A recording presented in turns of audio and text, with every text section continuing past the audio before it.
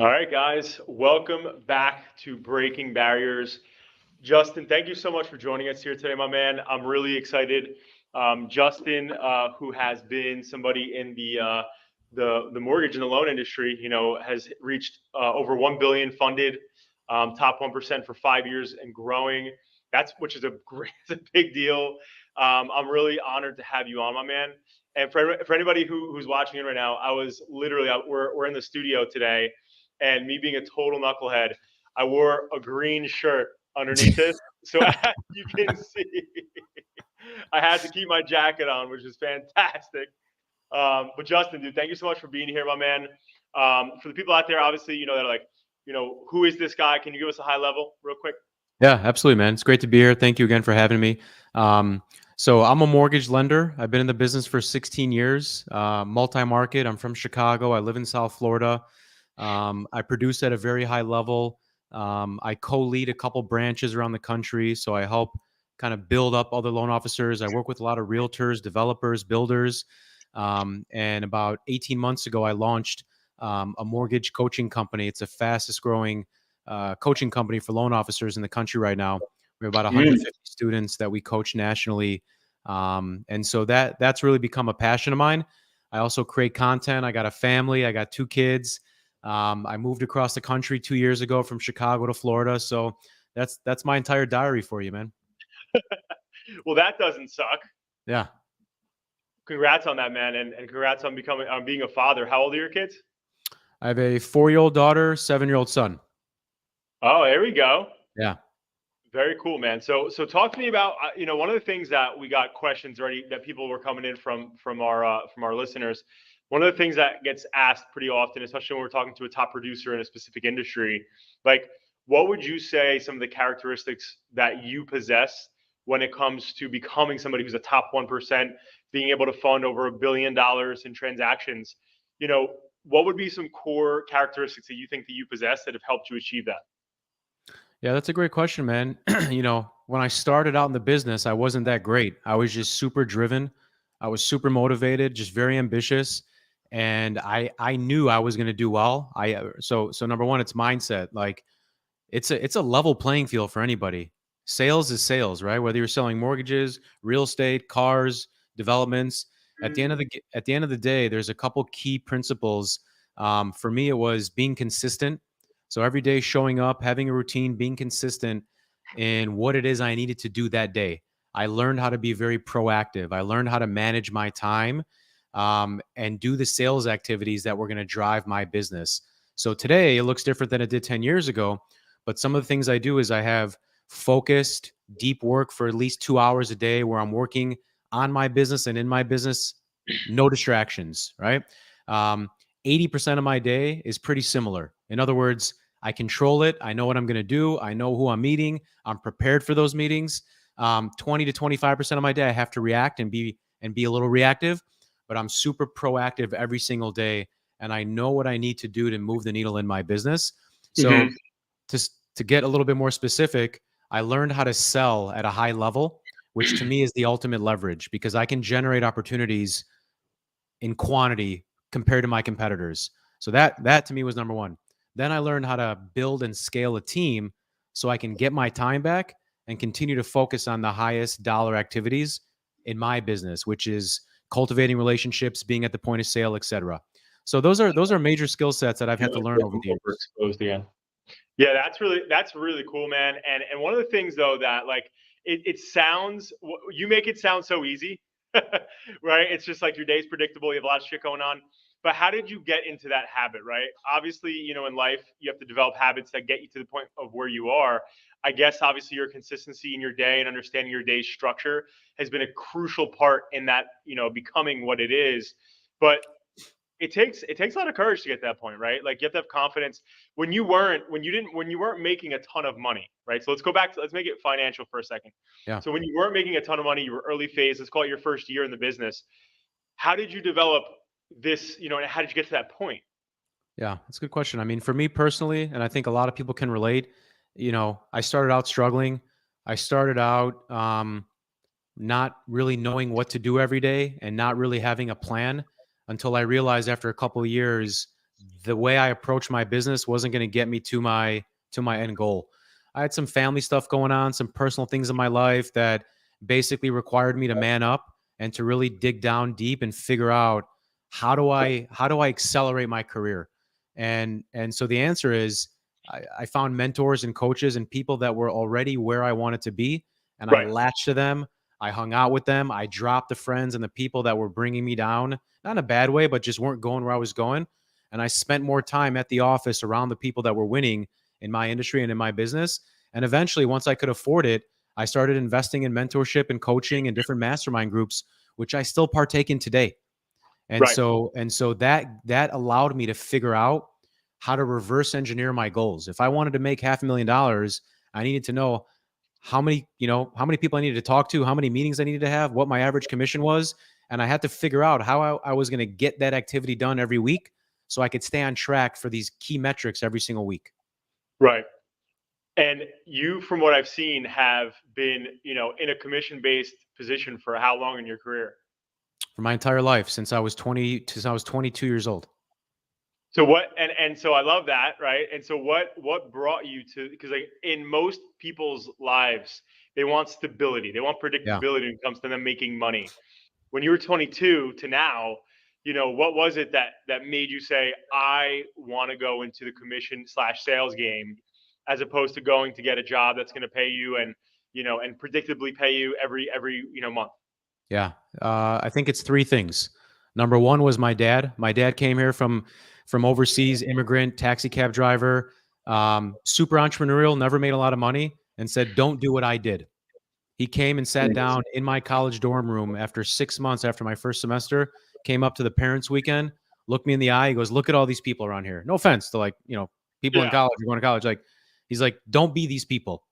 Don't spend 4 years wasting time going into debt to get a shit job that you don't even like because you don't know what you want to do." And I knew what I Right. wanted to do. I wanted to be a trader. So I left college after my first semester and I applied for an unpaid internship at the Chicago Board of Trade. And within 6 months, I was getting paid 50, 60 grand a year at age 19. So I did that for Mm. about 3 years. And I realized that I will never trade dollars for hours. I will never work at X dollars per hour or X salary because I got exposed to too many people that understood the other way to do it. So my Right. dad put me on some grown man shit. Then I went down and went to the Chicago Board of Trade, and I was a boy in a man's world, and understood that people could make hundreds of thousands of dollars in a day. And last but not least, I think it was the movie Wall Street with Michael Douglas that just Mm. inspired me. And I was like, man, like there are other ways to be successful in life, and I'm gonna find it. I'm gonna figure it out. I thought it was trading, ended up being the mortgage business, but I knew I was gonna be in an industry where I had unlimited potential. I could create my own value and get paid what I'm worth. So what are your morning routines and your evening routines that set up your day for success? Yeah, listen, I always laugh when I hear about all these morning routines and the cold showers and all that stuff. Like a long morning routine, in my opinion, is just like delaying the work, right? Like I think Hormozy or someone said it like, here's a morning routine. Wake up, have coffee, and get to your computer in like within 30 minutes, right? So my morning routines historically have changed as my family and my lifestyle has Right. changed.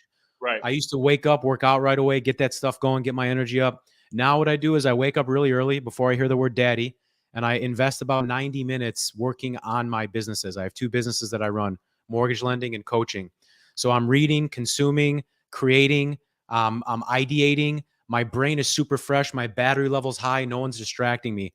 So this is where I do some work on my business, on my content, on my scripting, where I follow up with projects, things that I'm working on, Mm. modules I'm creating. So I spend about 90 minutes getting that done from around 5:30 to 7. Then I do my kid stuff, get my kids ready to school, spend some time with my wife. Then I'll do about a workout. I'll do a workout 4 or 5 days a week. And then I'm in my office working on like the regular day job by around 9. Okay. I love that. And one of the things that I keep hearing just change at this current time in entrepreneurship is, when for example, when I first started my first company, Adapting Social, I was a young teenager. I was obsessed with Tony Robbins and the Steve Jobs and what Yeah. they were doing and how their mornings were structured and, what they were doing in their days and all that stuff. And I think obviously success leaves trails, right? So it's good to understand what these people are doing because they have the same 24 hours that we do, but it's like where are they spending their time, where's their focus, and where's the energy flowing.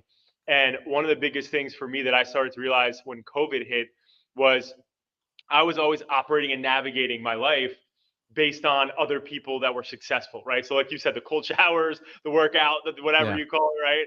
And so I was always doing that. And in 21, on our first podcast of the year, I was like, guys, I'm gonna stop doing those things. I'm gonna see what my body responds the best to. I'm gonna try some new stuff. Hmm. And man, boy, have I've gotten way better results just overall my performance and my focus and my ability when I started to see like what my body needs, right? And Yeah. now that I have my first child, he was 3 months old yesterday. Um, Congrats. thank you. And so I'm getting back to the sleep grind now based on Yeah. his sleep schedule. But you know, the one thing I want to tell everybody out there listening is yes, success does leave, clues and trails. So definitely understand what people are doing to time hack, to drive focus, to spend your time in the right areas, learn from their mistakes, don't just do your own. But when it comes to the things that motivate you, everybody's not the same when it comes to those things, right? And Yeah. like Justin shared earlier, before you had kids, working out, getting the day started and stuff, I did that for over a decade, and now I'm in the position where I'll work out better like in the middle of the day or at the end of the day, Right. because in the morning I want to spend more time with my son, with my wife, and get my day going, and get rocking on the phone and the computer like you said. But anyway, Yeah. creating your own strategy for getting yourself prepared, I think, is important for you to identify because every person's different. Nobody's the same, right? So understanding what works for you, your body, your mental, your spirituality, that's what you should be doing. Um, but now, so leading into where you're going with coaching. So what is it that you see in people that come to you that are looking for coaching? What is like one of the number one missing ingredients that you're like, damn, if this person had X, right? Or maybe it's two things. I don't know. Maybe it's a couple things that you're like, Yeah. if they just did X, they could be in a way better position. Yeah. That's a great question. So I'm a product of this product. I've had the success that I've had because people have shown me the way, and I've mirrored their activities, and having gone through that process of being coached and mentored and having a plan, what I've realized is most people know what to do. Right. They know what to do. I'm not teaching people these like scientific experiments that I created on Mars that they've never heard of. Like, it's accountability. People need accountability. They need someone to get up in that you know what and go, "Hey man, like this is what you're doing today. This is what you're doing this week. Your family's counting on you. Your income check is counting on you, and you made an investment in yourself. I'm going to hold you accountable." When no one's watching, humans will cut corners. It's Right. it's it's it's an inherent thing from the caveman Inevitable. days, right? But when your boy's going to meet you at the gym at 6, you ain't sleeping in. You're going to wake up and get your butt to the gym because you're accountable to that person, right? Right. It's just like personal training. Anyone can YouTube a workout, but why is the personal training industry always going to thrive? Because humans will naturally cut corners when no one's watching. So Right. so accountability is so important. The second thing I think is really important is people have shiny object syndrome, and they don't have patience. Business is a slow cooker, right? Like Mm. this is not a microwave. This is like the NFTs and all this crazy shit. People are making money. Like that stuff's gone. Like the way to make money in business is consistency, day after day after day, doing the right activities followed by the next right activities Right. over time, right? And so most people will drift because when they don't get the results right away, they don't think they're doing the right thing. And sometimes it takes a little bit longer to get the results, and you just have to know what to do and then the next right thing to do over and over and over again. I love it. And for people watching it, it's funny when when you're talking to somebody who's made a lot of moves and has done big things and is still growing. And obviously, you're a student of life. It seems like you're always learning and growing. From and I just met you in Atlanta Yeah. briefly. But one of the things is that like people that are doing it make it seem so easy, and it's like that Nike saying, "Just do it," right? So essentially, it's like just making it happen. And for people who don't understand the steps, that's why it's like sometimes people ask like, well, how do I create a successful business? Or, how do you start making real money? Or how do you do X? Like, what's the silver bullet? And it's funny because there's never going to be a silver bullet. You can't put apart the work that you have to do. I Right. mean, have to do the work, bottom line. Right.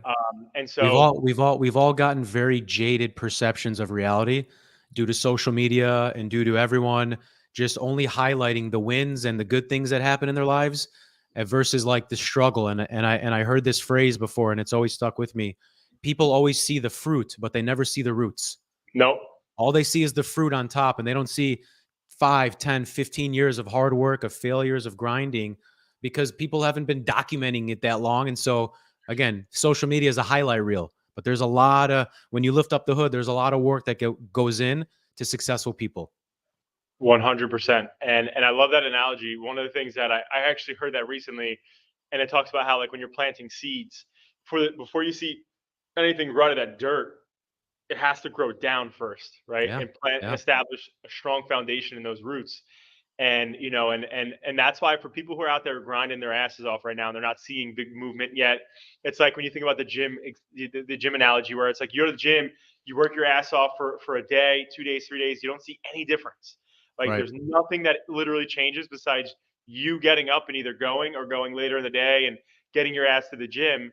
But it takes a while to see those results, and then when you see those results, then you get addicted, you get hooked, and you're like, all right, I want to keep this going.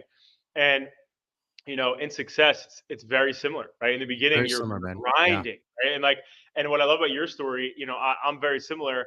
I started adapting when I was 17, right? And so ever since then, technically, right, I've been commissioned too, I guess you can call it, right? Yeah. Yeah. So it's like, at the end of the day, I remember going door knocking when I first started in the wintertime in Jersey. In Chicago, I know it's tough winters too, the Windy City, but it's like in Jersey, in the middle of January, February, for 3 months I was door knocking, had all my buddies with me.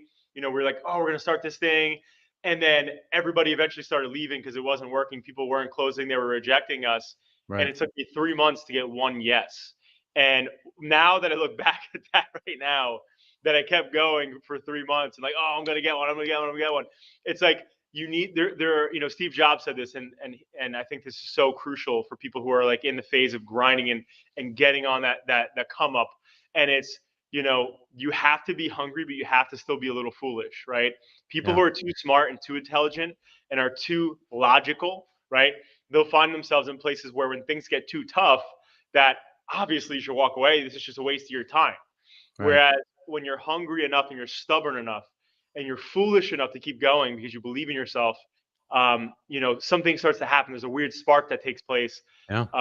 And looking back, even at this point right now, that was over 15 years ago.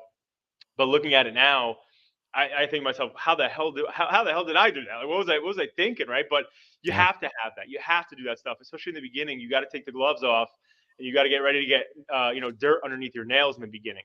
Yeah, Uh, and I think also to your point, sometimes we get in our own way. We just overthink everything, and we have right, it's called perfection procrastination. Like it's never going to be perfect, right? Whether you're starting a business, whether you're making your first sales call, whether you're trying to create content or videos or YouTube, like you just got to do, and the work will work on you.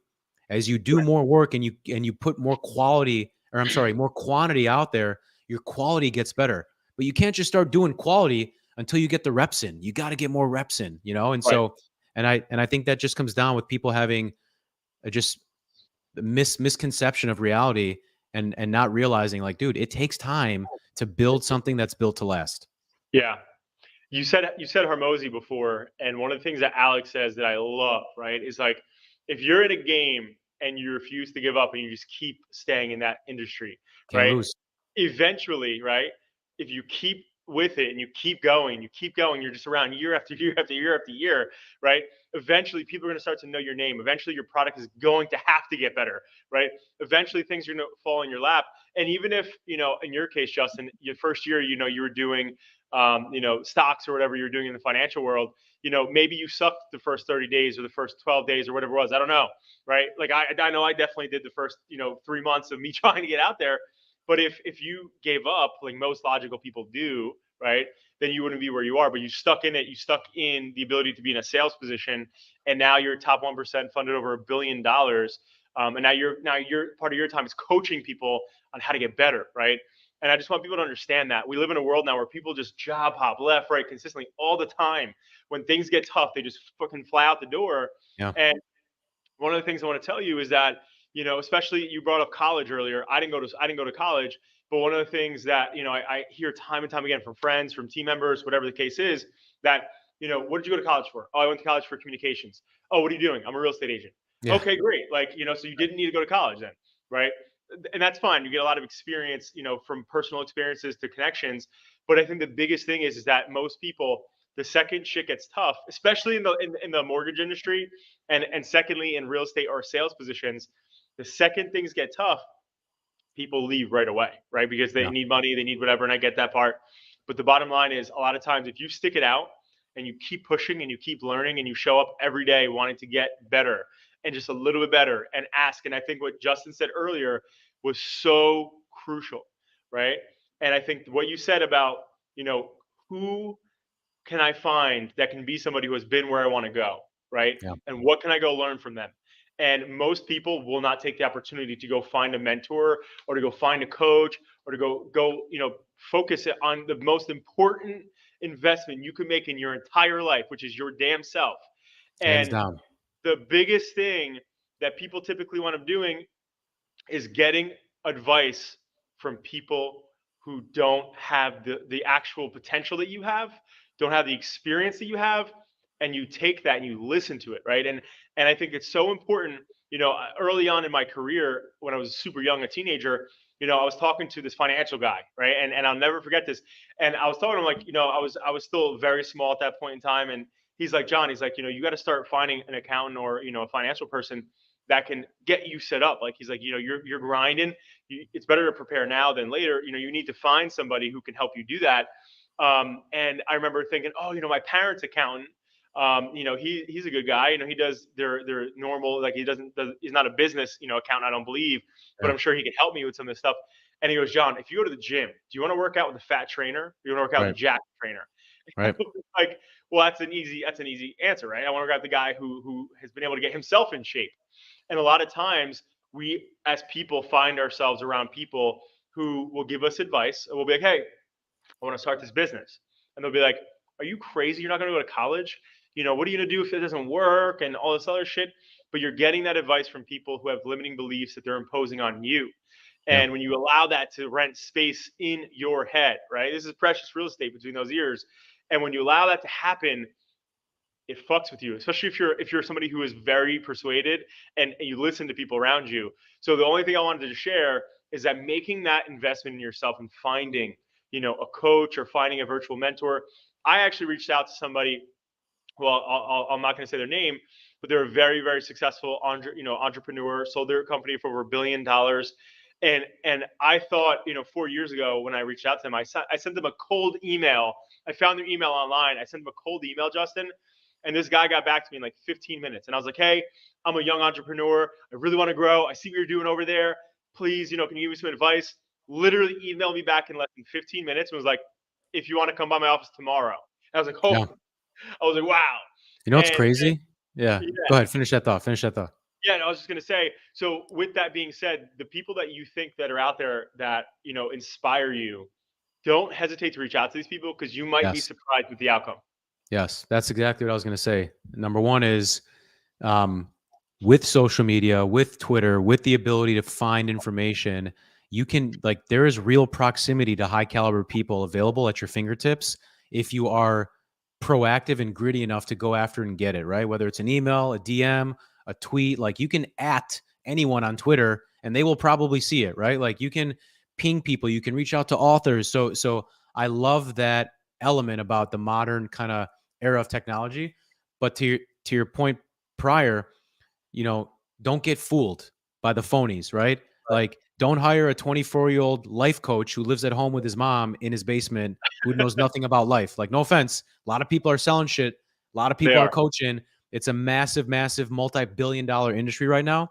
But learn from credible active practitioners that are producing at a high level, that are still in the industry. Because if you don't have a pulse on what's going on now, especially as this whole economic storm continues to just drift over us for probably the next 6 to 12 months, like, there's a lot of scammers out there. Not to say there aren't equally as many helpful, benevolent people, but the last thing I'll say is, again, shout out to Hormozy. He says the best investment you can make is in the S&P 500, not the Yep. S&P Yep. 500, right? Mhm. Because you can put $1,000 a month into your own investment, into your own brain, and you Yep. could 100x that, dude. You could 1,000x that, right? And it's like, why not learn from people who are already achieving what you want, and they give you the plan and you just execute? Like, it's so Right. simple. 100%. That's beautiful. Everybody that's listening, definitely take that down. But you said something. So as we get to the end here, I Yeah. have to know, man, in the mortgage game, where do you see the rates going? Right? Like we're climbing, we're at 7, I think, or a little bit higher or whatever. Like, so you said 6 to 12 months. I keep hearing from different, obviously, real estate's a huge vertical in my agency land. And, one of the things I keep hearing from agents or brokers or lenders is like, people keep waiting for the market to drop to go buy or whatever. And I keep hearing mixed reviews, but mainly that, guys, the market is not going to effing drop the way it used to be. Like, this is the new normal. So what's your take on that? And then also, where do you see the rates going over the next Yeah. year? Yeah. So I'll try and make this as concise as possible because there's a lot to unpack there. But when interest rates were 3%, it was a feeding frenzy. In other Feeding. words, it was so like consumers who weren't in the market at that time, they have no context of what a low rate environment is actually like. You're not Right. going to get the home you want. You probably won't get the first 10 homes you want because big money is going to come in and overpay Right. 25, 50, 100, 200K. So that's number one. Number Right. two is in that low interest rate environment, because the demand was so high, you lost all leverage. You couldn't negotiate. If the appraisal came in low, oh well. The seller had complete and utter control. As a buyer, you very rarely had any leverage. So again, if you got lucky, good for you, right? A lot of people bought homes, Right. got lucky, but the masses, like a lot of people, it was like it wasn't a fun time, right? So it's not all like it's not as glamorous as it maybe seems. Don't get me wrong, cheap money's great, right? But conversely, in a higher interest rate environment, there's less demand, which means there's more inventory, there's more room to negotiate on price, there's more opportunity to get a credit to buy down your rate or cover some closing costs, and you don't have to give up every piece of leverage that the contract offers, Right. protecting you in the event something goes sideways. So that being said, if someone can afford to buy a home, they have to realize like you can't just focus on the economics of the deal, aka the rate. You have to Mm. understand on a macro level that every year home values are appreciating anywhere from 5 to 10%. If you buy $1 million home, you're making 50 grand every year in appreciation from doing nothing, while a lot of people are trying to time the market. You think you're going to time the market? You're the only one that's going to know when rates drop? No, the whole entire country is going to know, and they're all going to compete after the same properties, and it's going to drive prices back up. So Right. that being said, here's the economics that I've learned and that I've understand and that I see happening.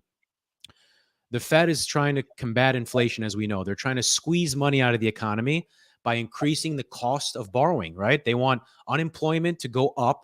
They want consumers to stop spending money. So big companies lay people off and there's less money circulating. At some Right. point, it's going to happen. It's happening slowly. It's eroding people. But when that happens, inflation comes down and interest rates tend to mirror inflation. Right. So inflation was in the nines, it came to the sixes. Rates touched almost 5.5% just 90 days ago. But Right. just recently, the news for the economy was positive. Data was strong, unemployment was low. So the Fed's like, we got to crank the lever up and raise rates again because they want Right. inflation to come down. So as the Fed raises rates, inflation comes down, and then eventually mortgage rates come down. So my prediction is in the next 6 to 12 months, most likely 12, we should see inflation drop under 5%. And at that point, interest rates should come down back into the 5% range. So I'm hoping either that happens or we just go into a recession, unfortunately. And Right. every time there's a recession, the economy comes to a halt. Literally, people don't spend money. And then the Fed reverses the lever and they drop rates to get people spending again. And so I see that all playing out by 2024. But right now, as a buyer, this is a great time if you can afford the property because, again, you can always refinance later, but prices have historically tended to go up year after year after year. Wow. Yeah. So that's powerful. One of the things, so everybody listening in, I mean, again, this is somebody who's an industry expert. So I appreciate that. One of the things that we're seeing over here right now in New Jersey, New York area, definitely in Jersey, is that there's just no inventory. Right. And so That's the rates are because, where they yeah, are. that's because sellers are keeping their properties. They don't want to give up their 2.5 or 3% rate. So Right. not to hijack your statement, but that's why there's not going to be a crash. In order to Right. have a crash, you need default and you need excessive inventory. Overnight, I think it's over 85 to 90%. This is a stat of Yeah. homeowners have a fixed rate under 4%. Right. In 2008, 90% of homeowners had an ARM. Mm. 2022, almost 90% of homeowners had a fixed rate. It doesn't matter if rates are 7% right now. Right. Everyone that owns a home, they're under 4%, they're fixed, they're good, right? So you got that. You got population growth over the last 10 years has been high. Construction has been low because builders didn't want to build with speculation. So the population's been growing, but construction hasn't caught up. So you have Right. sellers that don't want to sell their home. You have more millennials in population growth that are ready to buy homes, and you have a lower inventory and lower default. So it's very, very unlikely we see a crash, but it's also confusing to the buyer because the headlines make you believe the world's going to crash, end in the real estate market. Meanwhile, prices keep slowly inching up a little bit in every market because Right. there's not enough inventory. Right. It's Right. And crazy, that's the right. It's like the mind. It's like the mind fuck of the whole thing, right? Uh, confusing. but thank you for that. And for people out there who don't know the terminologies, obviously I do, but I think it's a good education point. Do you think fixed 30 is better than an arm, or what is best to go to for anybody in this market? Yeah. Historically, ARMs were about 0.5% lower than a fixed rate. So Right. you're giving up stability to have a lower payment. And a lot of people, especially millennials, aren't in their home longer than 7 years. So a 7 year ARM made sense if your timeline was in alignment with 7 years of stability and if you wanted a lower payment. However, now because of the volatility in the market, interest rates have gotten really very like the spread has become more narrow. So in other words, taking an ARM doesn't save you 0.5% anymore. It Right. very like the industry wants people in fixed debt to increase stability. So my recommendation would be take a fixed rate, ride it out, and once rates come down after a recession, you can always refinance. That's good. That's good advice, guys. You heard it here first from the $1 billion man. I like it. And Justin, so I got to do a quick exercise with you before we pop Please. off. All right. So we do this with every guest. This is a little challenging, right? Two questions. One we'll say is a lot. One is a really difficult one. One's like a mild, like a little spicy, right? So which one would you like first? Let's go with the difficult one. Let's go. All right. All right. So we've been asking this question or these two questions for probably about 2 years now. And in 2 years, we've only had one person say, give me the easier one first. So love it. Very entrepreneurial of you. Let's go with the hard shit first and get our head down and grind. All right. So, a lot of times we look at legacy as where our feet are planted today and where we want to end up, right? And who we want to be remembered as, what we left on this planet for, your kids and for the people around you, the people you've impacted. And in this exercise, I want to kind of like reverse engineer that whole process, right?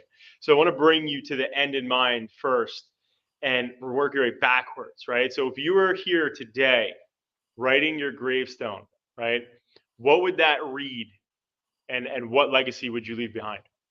My God, dude, trying to get me all choked up here, man. I'm an emotional guy, man. No, for me, I'm just kind of thinking out loud.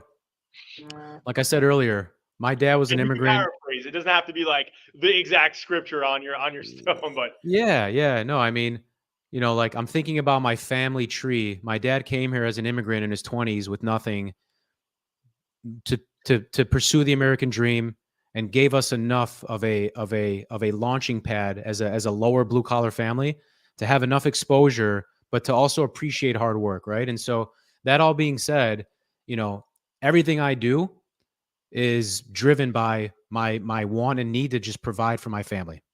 right. And so I would want that to be articulated in a way where, I positively change the direction of my family tree Mm, by working hard, leading by example, and by making it such that my kids had a better life than I did, but they also understood that hard work is what it takes to continue to continue down that path, and that there's no handouts, right? So that was a long paraphrase, but it's just making sure that my family tree that comes after me and my son and his kids right. understand what they need to do to stay on that track to keep providing a better life, and to really realize that everything that we do is really just to take care of our family, and the rest doesn't matter. I love that. And listen, I've always felt that way, but having my first child, I don't think you realize the depth of that until you Dude, have your own you don't personal realize it, man. Yeah. first little youngster. But thank you, man. That's powerful. I appreciate you. We've actually had people cry over that one, so I was waiting for a little tears from the heart over there. I had to bottle it down, man. I was getting there. And then the second question I have for you is a lot easier, but it's, over the years, and I'll give you some backstory on it. So, when I first started the company, I had no resources financially, for business. I didn't have any mentors. I was a young kid, and so I wanted to find something because I found myself just always in the position where I was getting rejection at sales, obviously, but I found myself in this position where I'm constantly being rejected. So I'm like, all right, I need to find something that's like a quote of some sort, or like an adage that's going to help me and I can just think about, right? And I saw this quote and I put it on, and at the time when I was living at my parents' house, I put it in my bedroom, I had it in the bathroom. And so I just literally saw this thing every day, every night, multiple times, just was ingrained in me. And it was live a few years of your life like most people won't, so you can live the rest of your life like most people can't. Yeah. And what I extracted from that was like, wow, okay, I'm gonna have to struggle before I emerge. And that's just a necessary part of the game, right? Whatever I'm doing, whether it's my health, my personal relationships, business, whatever, like I'm gonna have to go through that first, whether it's years, a decade, or whatever the case is gonna be before I can emerge. So in your world, has there been anything? It could be a Justin original, right? It could be whatever, like, but has there been some sort of quote or adage for you that you've really loved and stuck by?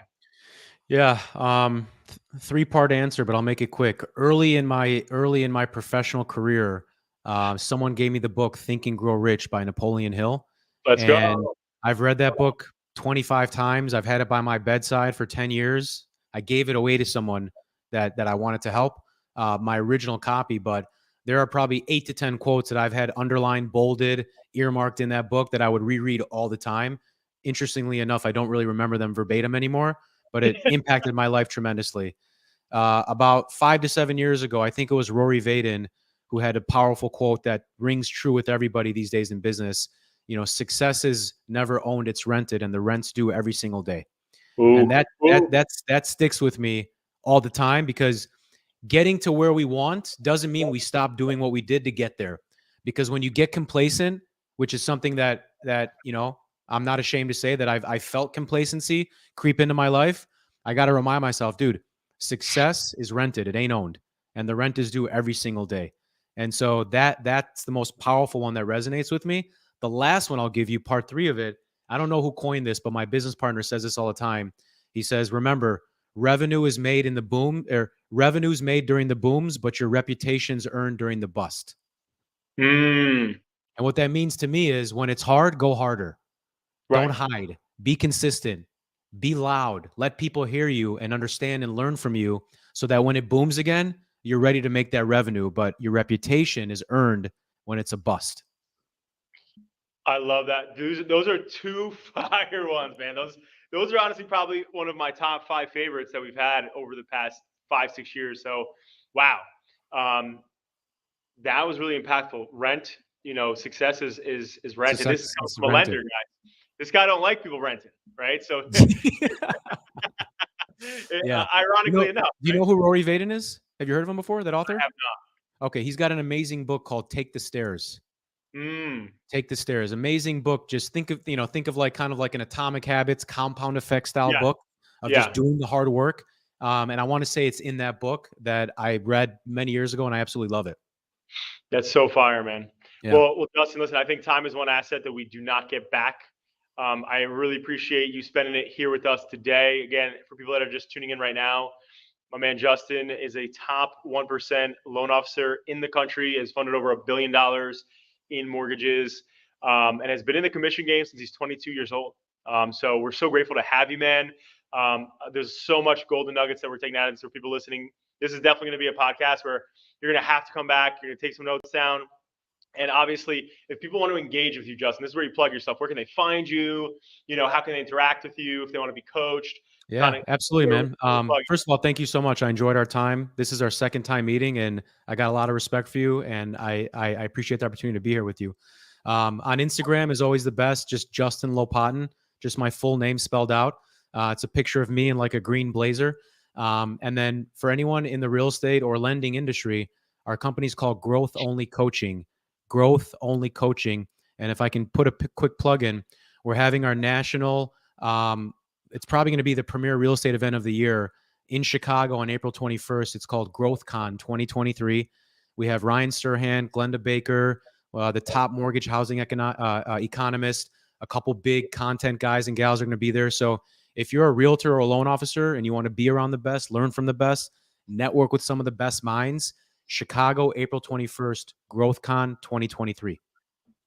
The Windy City, you heard it here first. Justin, thank you again so much for your time, brother. Everybody out there listening, create a great rest of your day. Again, yes, create it. You're in charge of it. Make it happen. You're the pilot to your life. So steer it in the right direction, guys. Justin, thank you so much, brother. Thank you, John. See you guys. See you soon. All right, brother.